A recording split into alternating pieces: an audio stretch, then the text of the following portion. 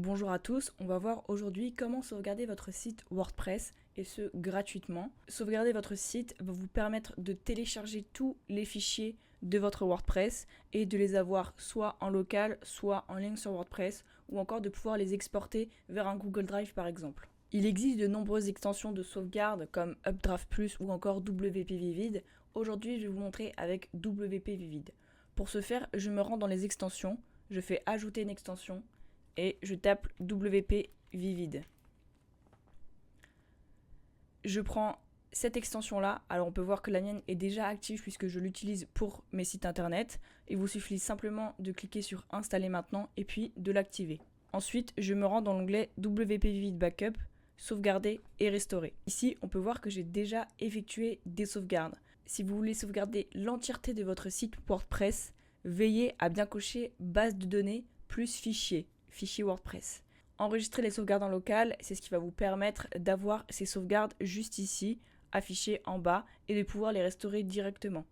Ce que je vous recommande, c'est de les sauvegarder effectivement en local, mais d'avoir au moins 2 à 3 sauvegardes supplémentaires en fonction bien évidemment de votre site. Vous pouvez envoyer la sauvegarde vers des stockages à distance comme le Google Drive, Dropbox. Pour envoyer votre sauvegarde vers un stockage à distance, il vous suffit de cliquer sur cet onglet, de vous authentifier avec Google Drive et de simplement connecter Google Drive à WP Vivid. Une fois que vous avez bien coché base de données plus fichier et enregistré la sauvegarde en local, vous pouvez cliquer sur sauvegarder. En fonction de la taille de votre site, du nombre d'images que vous avez, la durée de sauvegarde peut varier de quelques minutes en général.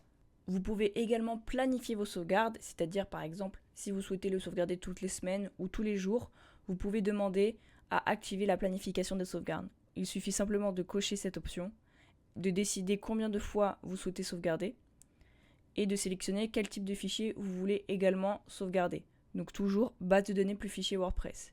Si vous cliquez sur les deux qui sont en bas, vous n'aurez pas tous les fichiers de votre WordPress. Donc si vous souhaitez le restaurer un jour avec uniquement ces fichiers-là, vous aurez des problèmes. Et vous avez ensuite à décider où est-ce que vous souhaitez le sauvegarder. Vous enregistrez les modifications et automatiquement, il va vous faire les sauvegardes. C'est long. Ce que je vous recommande également, c'est que une fois que votre sauvegarde est terminée, c'est de télécharger les fichiers localement sur votre ordinateur. Pour ce faire, cliquez sur télécharger et vous aurez différents fichiers à votre disposition. Veillez à bien tous les télécharger.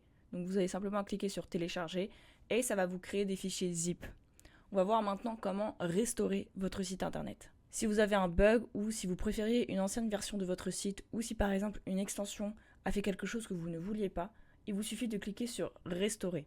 Attention, lorsque vous restaurez, ça restaure bien la version que vous avez sélectionnée. Donc si vous sélectionnez quelque chose qui a été sauvegardé il y a 3 mois, ça va restaurer une version de votre site d'il y a 3 mois.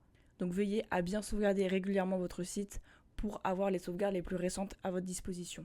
Ensuite, pour restaurer, vous avez juste à cliquer sur ce bouton et à valider en haut. Personnellement, je ne vais pas le faire car je n'ai pas besoin. Ça va vous prendre quelques minutes par la suite et il y a tout un code qui va s'afficher sur votre ordinateur et c'est normal.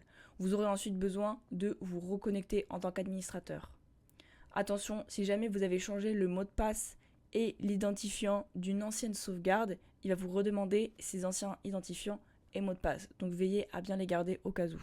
Vous savez maintenant comment sauvegarder votre site WordPress et le restaurer en cas de souci. J'espère que cette vidéo vous aura aidé. A plus.